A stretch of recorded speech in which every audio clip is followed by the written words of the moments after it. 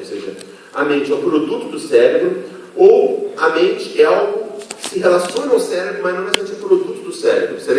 Alguns defendem a mente como um componente irredutível da natureza, do universo, e que se relacionaria com o cérebro. E o cérebro seria um filtro para a manifestação da mente. Então, essas são duas propostas. Tá? E há uma busca de um paradigma. Nós não temos ainda um paradigma, uma explicação científica consistente, aceita amplamente, de como é que se relaciona o cérebro com a mente. E a gente propõe que as experiências espirituais podem auxiliar na compreensão da mente e na sua relação com o corpo. Né? Elas podem nos ajudar. Por quê? Inclusive a gente trabalhou sobre isso, a gente acabou de publicar no passado um livro que a gente editou com uma série de autores nacionais e internacionais sobre o tema. Inclusive a Neuza fez gentilmente uma resenha publicada na Revista Brasileira de Psiquiatria sobre o tema. E, para boa notícia, não precisa nem ler inglês nem comprar o livro. Está sendo publicado de graça na Revista de Psiquiatria Clínica, que a USP edita, livre acesso online pelo Cielo, a série Mente e Cérebro. Então saem artigos que são capítulos, versões resumidas desses capítulos, gratuitamente. Esse aqui é o artigo original, o primeiro artigo que está saindo. E o que a gente discute nesse capítulo, que é a introdução do livro, basicamente? Que as experiências espirituais, elas geram estados alterados de consciência, estados de transe, experiência fora do corpo, uma série de vivências que podem estar na origem das crenças no espiritual, quer dizer, a crença de que a mente, de uma certa forma, possa existir uma dimensão extrafísica no ser humano. Será que essas experiências espirituais não estão na origem disso? E será então vamos estudar essas experiências para ver se isso é apenas uma ilusão, será que não é? Quer dizer, essa é a questão, nós temos que estar abertos a isso. E essa questão, essas experiências são muito frequentes ao longo da história da humanidade. Toda a história da humanidade está repleta de relatos nesse sentido, que podem ser distorcidos ou não, mas não podemos, enquanto cientistas, nos furtar a estudar o que faz parte da experiência humana. Nós devemos ter uma postura não dogmática, mas ao mesmo tempo extremamente rigorosa de investigação. Então, essa experiência pode ser uma base empírica para testar candidatos a paradigma para a relação mente-cérebro. Porque se eu quero estudar a experiência humana, entender a mente humana e sua relação com o corpo, eu tenho que ser capaz de explicar o amplo leque de experiências humanas. Eu não posso restringir o tipo de experiência que eu vou. Essa aqui não pode. Como você não pode? Porque justamente, muitas vezes, os fenômenos mais estranhos e mais anômalos é que vão gerar, às vezes, a mudança de um paradigma.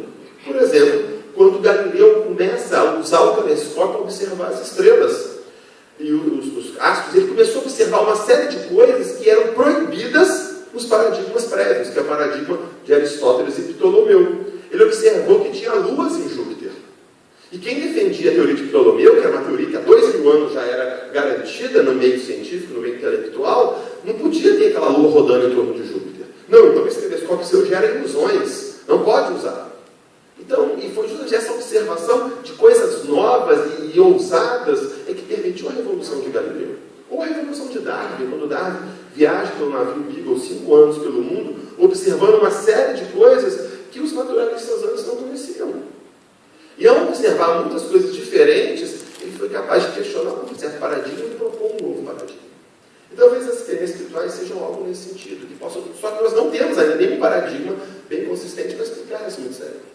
E se eu quero desenvolver um bom paradigma, eu preciso de levar em consideração todo tipo de experiência humana. Muito bem, e algumas experiências, como as experiências de quase morte, experiências fora do corpo, experiências de final de vida, estados meditativos, estados místicos, casos sugestivos de reencarnação, visões, aparições, tudo isso pode e deve ser estudado, porque faz parte da natureza humana, para a gente entender o que seria isso. As experiências de quase morte hoje em dia estão bastante badaladas, há bastante publicação científica nessa área.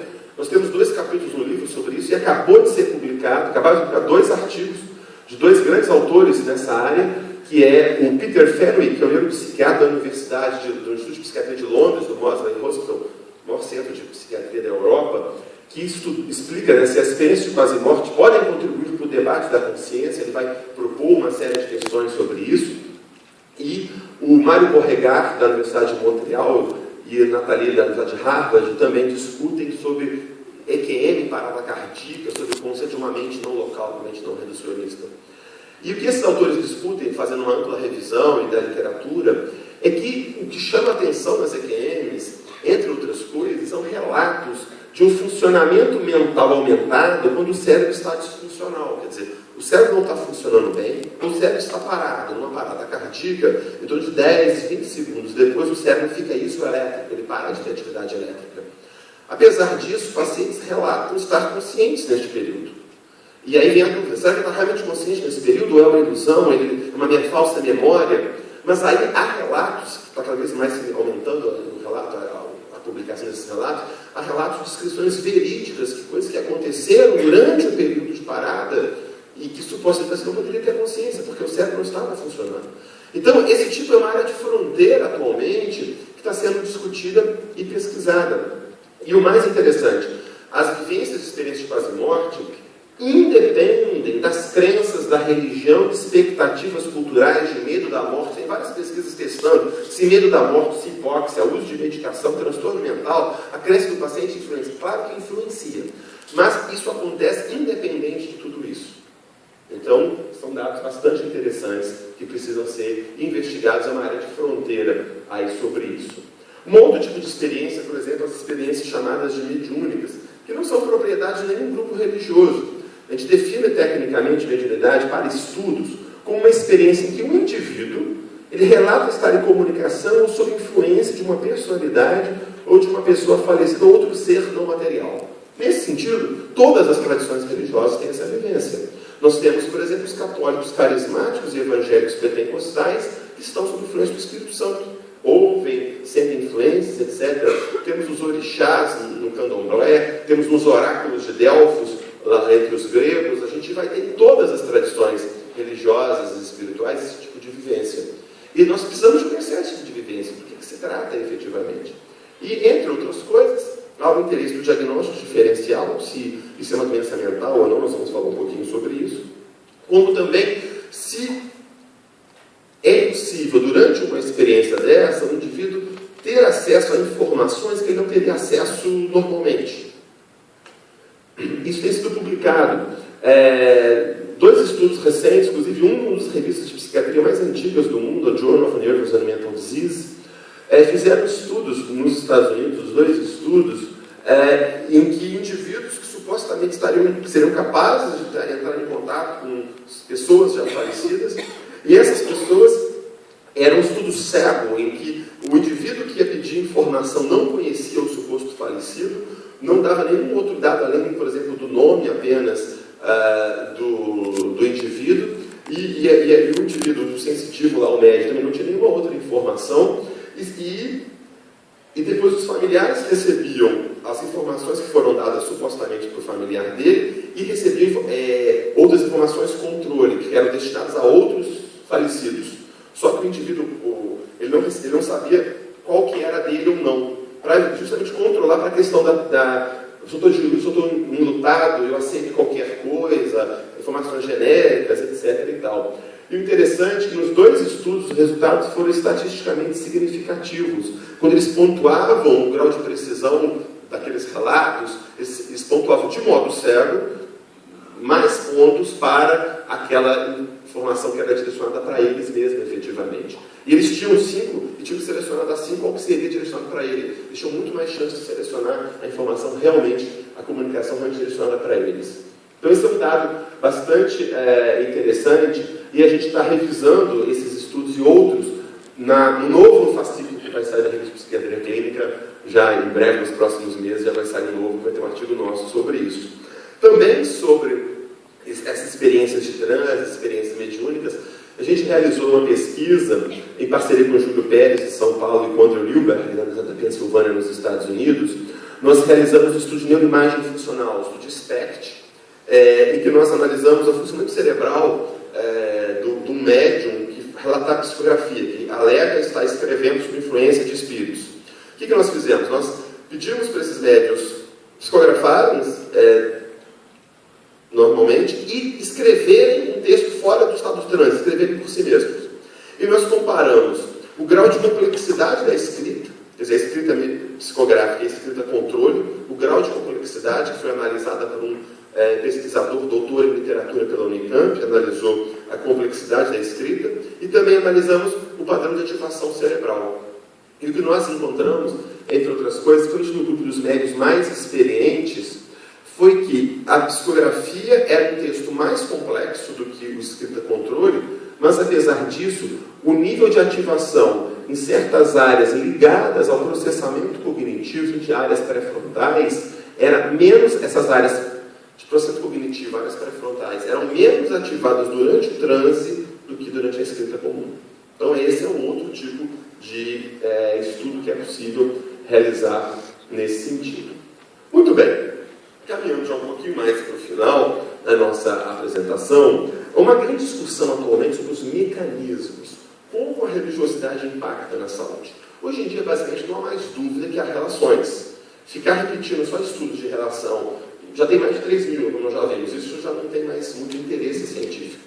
Um dos grandes desafios é qual é o mecanismo pelo qual a religiosidade impacta na saúde. Há várias hipóteses que eu vou apresentar aqui, mas na realidade a gente não sabe muito bem. Os estudos de mecanismos de mediação, de modo geral, dão resultados inconsistentes ou resultados negativos. Por exemplo, aquele estudo que eu apresentei antes de idosos em São Paulo, idosos carentes, os idosos religiosos com menos depressão e ansiedade. Ok.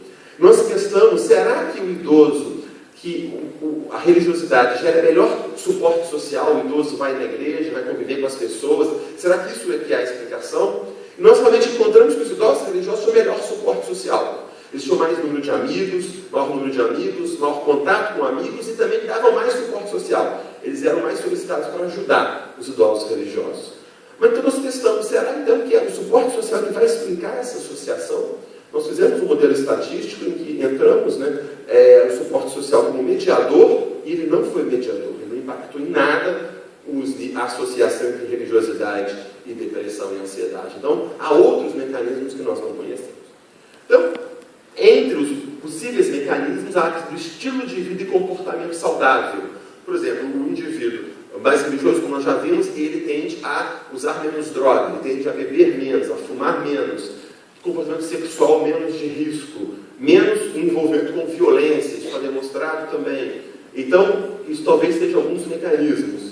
Suporte social, como eu já falei, quantidade e qualidade desse suporte social, sistema de crenças, enquadramento cognitivo, a ideia do senso de coerência, a busca de sentido e significado na vida está muito relacionada com qualidade de vida e bem-estar. E a religião é uma grande fonte de significado para a vida. Então parece que esse é um dos fatores possíveis também. Práticas religiosas, como por exemplo, práticas de oração e de meditação, que podem impactar, por exemplo, o sistema nervoso autônomo, diminuindo o nível de adrenalina, ou mesmo influenciando o nível de cortisol. Há uma série de discussões de psiconeuroimunologia, por exemplo, tem algum estudo muito interessante investigando o impacto da religiosidade na mortalidade. E aí, avaliaram se o sistema imunológico seria o mediador, avaliaram o nível de interleucina 6, que é um marcador de instabilidade do sistema imunológico. E nesse estudo especificamente, os indivíduos mais religiosos tinham menores níveis de interleucina 6, e essa interleucina 6 era um dos fatores que indicava a menor mortalidade. Então, neste estudo, a interleucina 6 foi um dos mediadores da associação religiosidade e mortalidade. E, bom, e agora, caminhando ainda desse mecanismo e fazendo o nosso comercial também, o Robert Cloninger, como já foi comentado anteriormente, Robert Cloninger é um dos maiores autores do mundo na área de estudo de personalidade e é um dos autores da área de neurociência mais citados do mundo. Ele está entre os autores mais citados do mundo na área de neurociência. E ele analisa a personalidade e o caráter, a personalidade como temperamento e caráter, e o caráter que é o componente mais cognitivo e mais aprendido da nossa personalidade. Ele criou e analisa 3 dimensões do caráter, que é o que ele chama de autodiretividade, que é basicamente a capacidade da pessoa se sentir eficaz, capaz de realizar coisas, assumir responsabilidades e executar. Autodiretividade. O outro dimensão seria a cooperatividade, o sentir-se integrado na sociedade, o buscar soluções ganha-ganha, buscar ser capaz de perdoar e buscar ajudar as pessoas, isso é a cooperatividade. E a outra dimensão é a autotranscendência, que tem a ver com algo, ou ou alguém pelo qual vale a pena de viver, além de mim mesmo. Quer dizer, algo que vale a pena investir na minha vida. E também está relacionado com vivências espirituais, vivências transcendentes e mesmo vivências paranormais. Bom, e ele analisou uma série de estudos, e esse gráfico que ele publicou na revista World Psychiatry, da Associação Mundial de Psiquiatria, que é uma revisão, que é um super resumo de um livro que ele publicou na Universidade de Oxford, chamado Sentindo-se Bem, a Ciência do Bem-Estar. O que ele mostra aqui? Olha que interessante. S é autodiretividade, C, comunidade, T, transcendência. Quando tem minúsculo, a pessoa tem pouco. Quando tem maiúsculo, a pessoa tem muito. O que ele percebeu? E o escuro é tristeza, o mais claro é felicidade, bem-estar. Depressão e felicidade, basicamente. Quando o indivíduo tem baixo nível das 3 dimensões, percebe que tem um alto nível de depressão e baixo nível de felicidade. Quando o indivíduo ele tem apenas a transcendência, a autotranscendência elevada, também você veja que ele tem alto nível de depressão. Quando o indivíduo tem apenas a autodiretividade, que é o que a sociedade hoje nos propõe, né? Tem que ser capaz, eficaz, eficiente, realizar coisas, o que é algo bom, sem dúvida nenhuma. Você veja que isso diminui muito as taxas de depressão, mas não aumenta a taxa de bem-estar e de felicidade. Olha que interessante. Os estudos têm mostrado isso de modo geral. O que gera bem-estar não é o contrário apenas do que gera depressão ou mal-estar. São fatores diferentes. A ideia de saúde positiva são fatores muito interessantes. Isso pode muitas vezes explicar na nossa sociedade, às vezes, esse vazio existencial. Eu não estou deprimido, mas eu não estou bem. Eu não estou me sentindo pleno, né? Que é justamente essa situação. Mas quando você começa a desenvolver as outras dimensões do caráter, que é a cooperatividade, por exemplo, você veja como é que já cai mais ainda a depressão e aumenta o bem-estar. E quando se desenvolve também a transcendência, que é ligado direto à espiritualidade, a gente percebe que é uma inversão completa daquele padrão anterior. Então, talvez um dos mecanismos pelo qual a realidade possa impactar seja justamente influenciando o caráter, influenciando a percepção que eu tenho de mim mesmo e do mundo. Então, esse é um das possíveis mecanismos. E baseado nisso, o Robert Conrad, essa é a foto dele, ele escreveu, inclusive, um prefácio do nosso livro, e, inclusive, acabou de publicar um artigo justamente sobre isso, quando ele fala da importância da consciência ternária para superar as inadequações da psiquiatria. E ele diz, por exemplo, que a consciência ternária significa reconhecer o ser humano, cara, aspecto físico, psíquico e espiritual, seriam essas 3 dimensões. E ele diz, né, que a consciência humana implica o crescimento da nossa subjetividade, integrando esses 3 aspectos, físicos, psíquicos e espirituais. E que a psiquiatria contemporânea é substancialmente comprometida por um viés anti-espiritual, o que atrapalha com que a psiquiatria atinja o seu objetivo do pleno desenvolvimento do ser humano, já que as perspectivas transmaterialistas predispõem os indivíduos a assumir uma visão de separação, que compromete o bem-estar tanto dos profissionais de saúde quanto de seus pacientes. Então fica aí algumas conclusões que ele chega com base nesse artigo, mas é de uma série de estudos que ele vai apresentando, de reflexões que vale a pena vocês buscarem. Bom, finalizando então, o último aspecto da nossa apresentação são as implicações clínicas. O que tem a ver com a nossa prática clínica? Bom, os pacientes têm necessidades espirituais, eles têm questões espirituais que eles gostariam de discutir conosco ou com mesmo profissionais da área religiosa, espiritual. E nós temos uma carência de treinamento, e por isso muitos profissionais evitam abordar esse assunto, porque eles não sabem como fazer. Se o paciente começar a falar um negócio que eu não sei como fazer, eu fico numa situação difícil. E o pior, há um risco de abordagem inadequada, de querer converter o paciente, né? A abordagem tem que ser sempre centrada no paciente e não no terapeuta. Não importa se o paciente terapeuta é ateu, agnóstico, católico, espírita, budista, não importa isso. O que importa é o que o paciente pensa, isso é que nos interessa. E há estudos demonstrando, inclusive, que mesmo terapeutas, por exemplo, totalmente não religiosos, podem abordar muito bem essa questão. Alguns estudos têm dito até melhor do que o terapeuta religioso, se andar ele bem treinado sobre isso.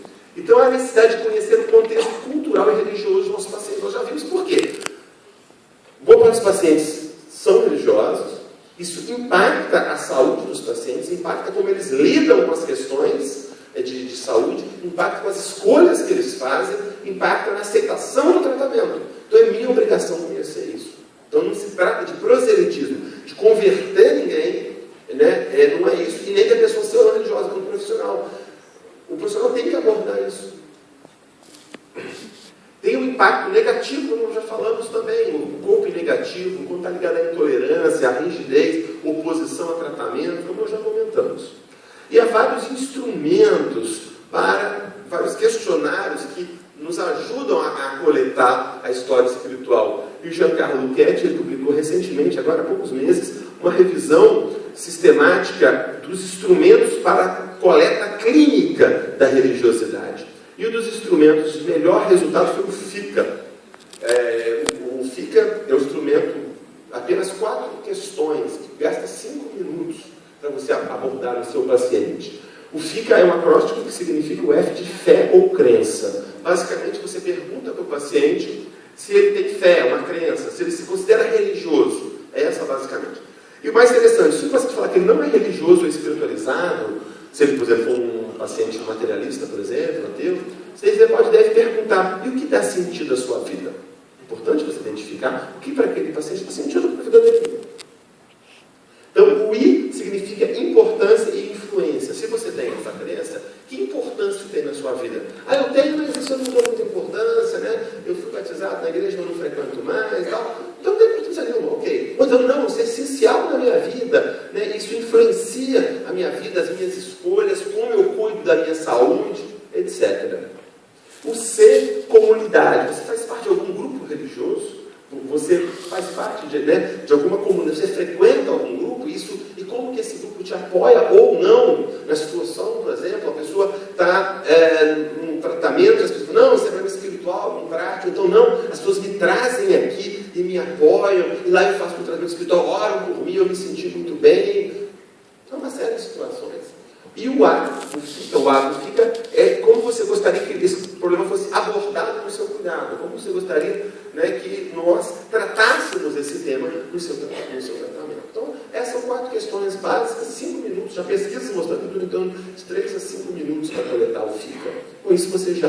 E o dado interessante, mesmo que para o paciente, naquele momento, esse tema não seja importante, se você abordou esse tema, o paciente já sabe que para você esse tema não é um tabu.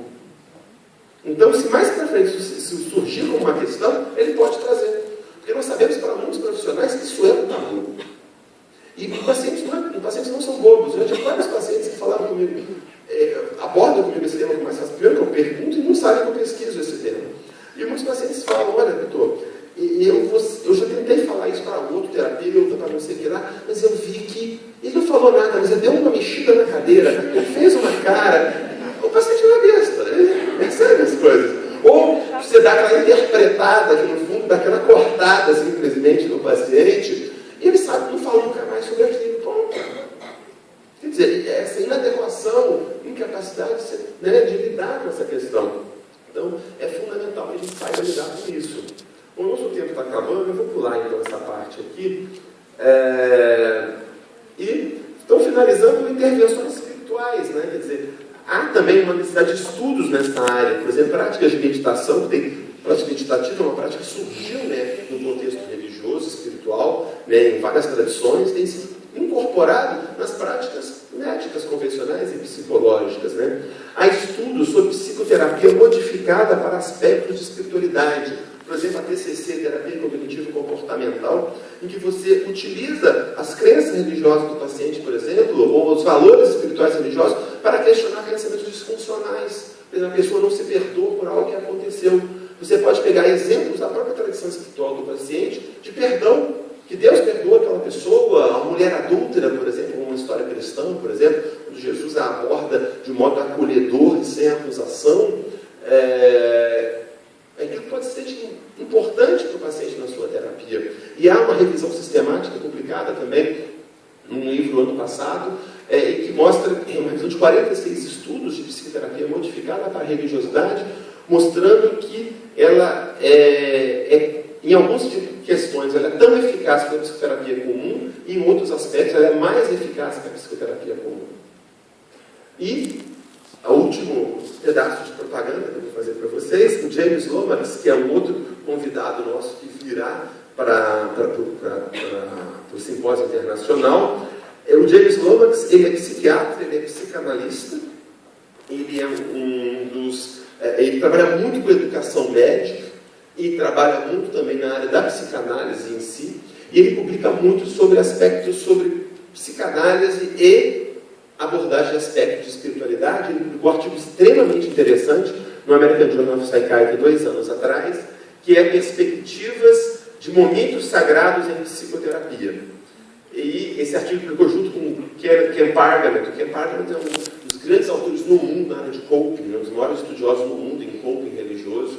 Os dois publicaram esse artigo bastante interessante, em que ele descreve uma paciente que era uma médica, inclusive, na terapia, em que ela teve uma experiência paranormal, espiritual, e ele comenta isso aqui, olha só. O contexto clínico é uma psicoterapia psicodinâmica, uma paciente que está descrevendo o que ela pensou a princípio como uma experiência paranormal, que seria uma experiência paranormal, mas ela está preocupada se isso na realidade não vai servir para rotulá-la como esquisita, estranha ou gravemente patológica.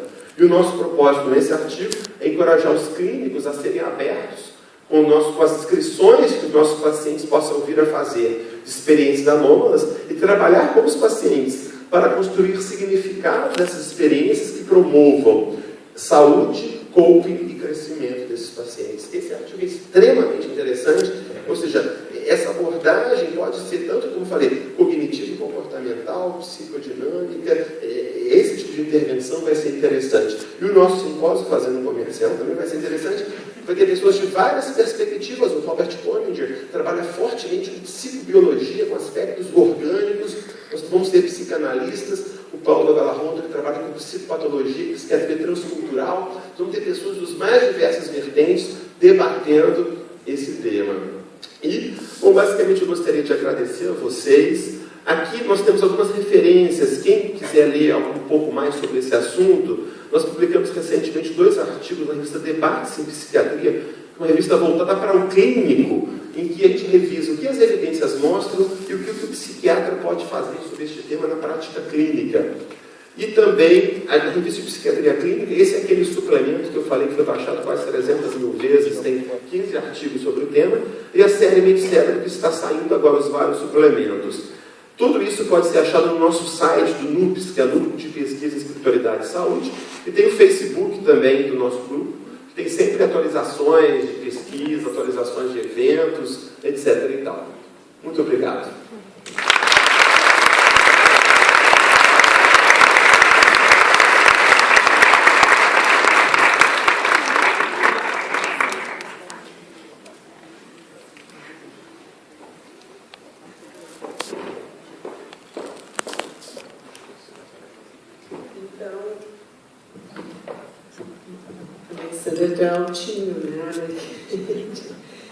Então, gente, vamos introduzir agora o debate, tá?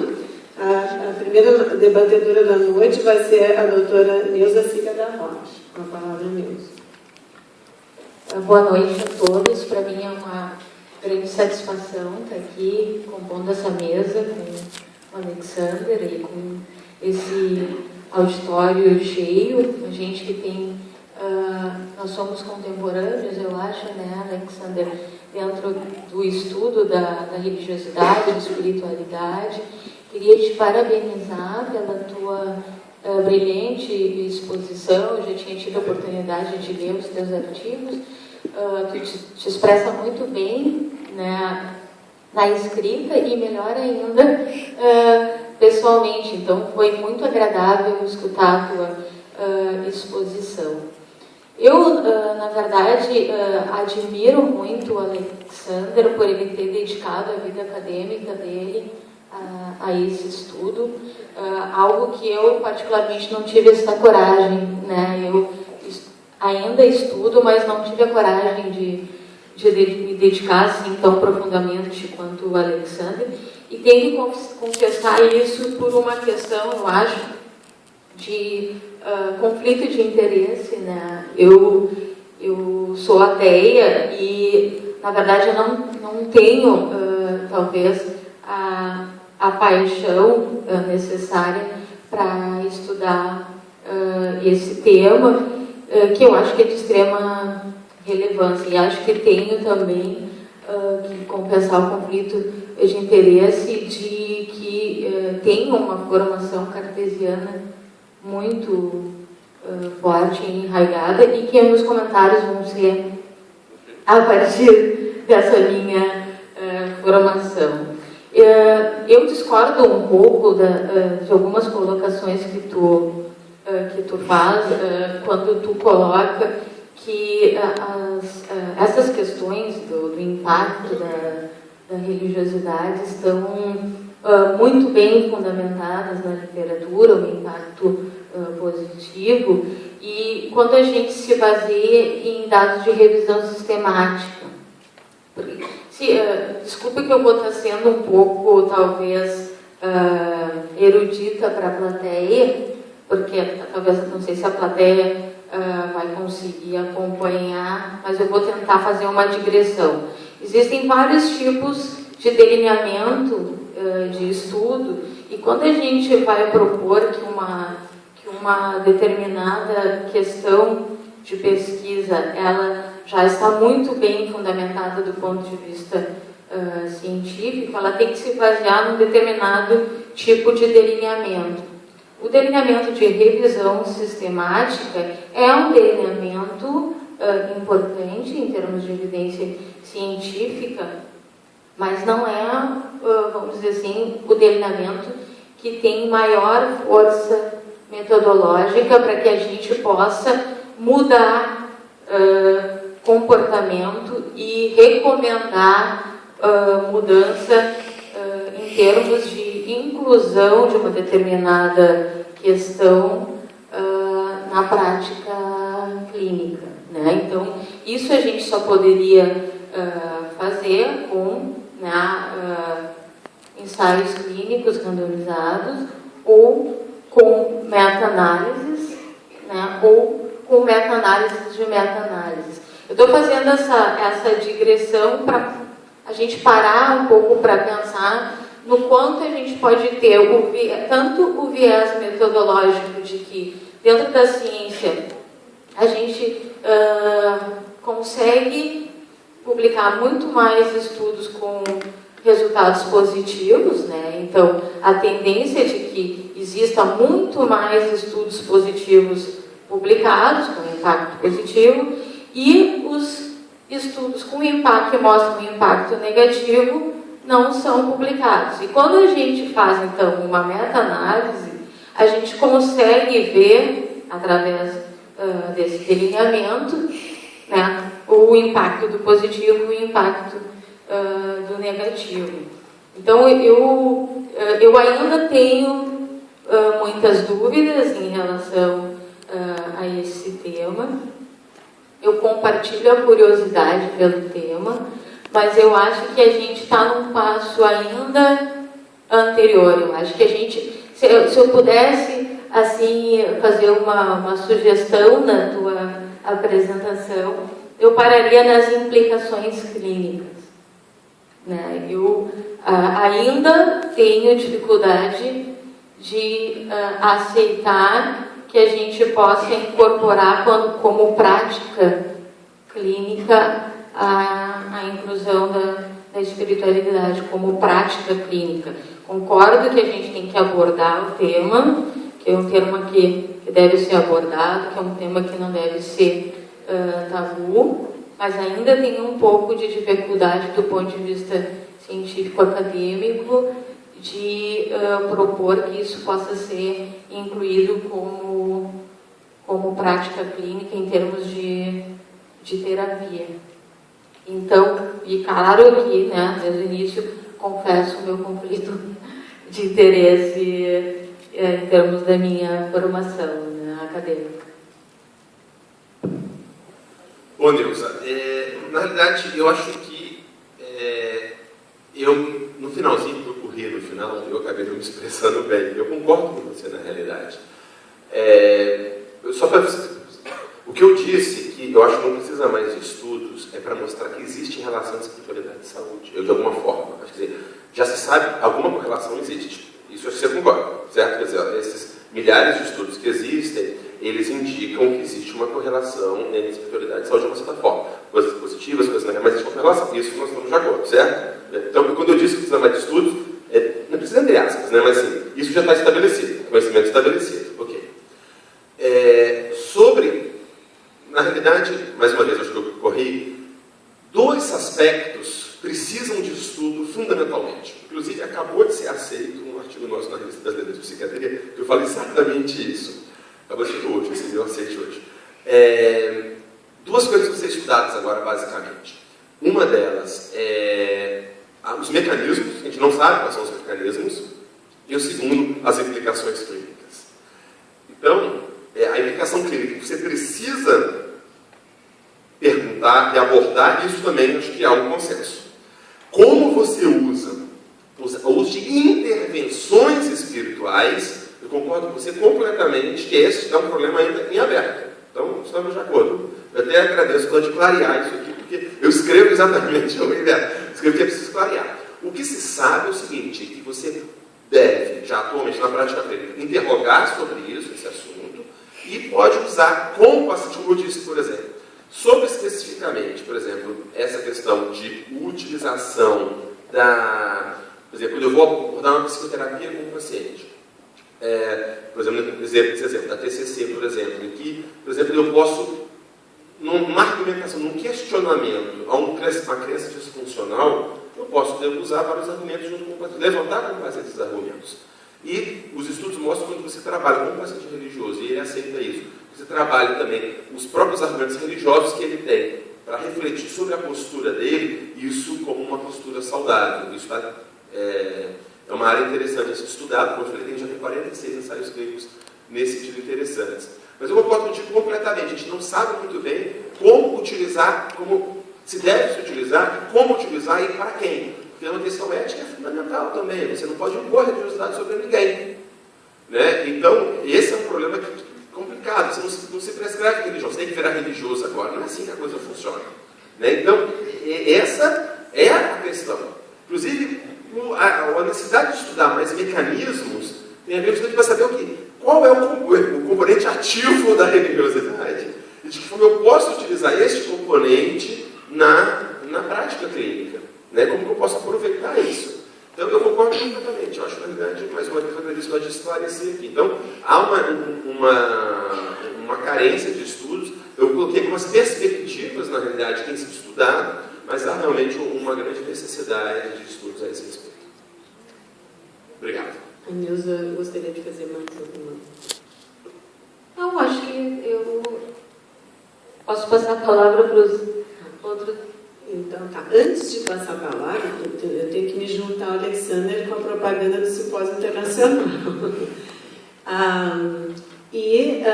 Enfim, como candidata na lista do Instituto Jungiano do Rio Grande do Sul, que eu sou também, acabando agora, o Gelson, nosso presidente, se encontra aqui. Então, fazer a propaganda que nós acabamos trabalhamos bastante, gente, no final de semana com a Alexander, para fechar a programação do simpósio, e nós vamos ter 2 momentos, mesa de psicoterapia e espiritualidade, justamente para debater essas questões, sendo que o James Lomax vai falar dos momentos sagrados, e o Lionel Corbett é um analista junguiano da Pacifica Graduate Institute da Califórnia, que vai estar falando sobre a função religiosa da psique, que, na verdade, como o Instituto tem uns 10 anos, né, Gelson? Então, é relativamente novo aqui, né, mas já não mais tão novo, né? Já tem uma massa, enfim, de profissionais, já tem um corpo de profissionais consistentes. E essas questões de como a religiosidade, porque como Freud não estudou isso, enfim, exatamente o Alexander trouxe um pouquinho essa questão, né, do Freud achar que o pensamento religioso é um pensamento infantil, o pensamento mágico, né, e colegas que estão aqui. Então, na verdade, o Jung ele dedicou a vida para entender, e por isso que houve o rompimento também, entre outras questões, mas ele dedicou a vida para buscar estudar a questão religiosa psiquicamente. Então, já fazendo essa provocação, vai estar bem interessante. Eu mesmo estou louca para ver o debate, e o Alexandre vai estar na mesa falando também sobre TCC. Vamos ativar aí a vontade de todo mundo de participar do simpósio. E passando a palavra, lembrando, gente, que quem quiser já fazer perguntas, porque agora está fresquinho, né? Já pode levantar a mão, que as gurias aqui dão para vocês folha, enfim, e caneta para quem não tiver. E aí nós vamos selecionar 2 a 3 perguntas agora no finalzinho do debate, e as outras nós vamos levar para o simpósio internacional, tá?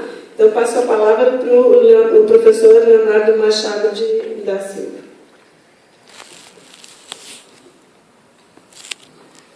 Boa noite a todos.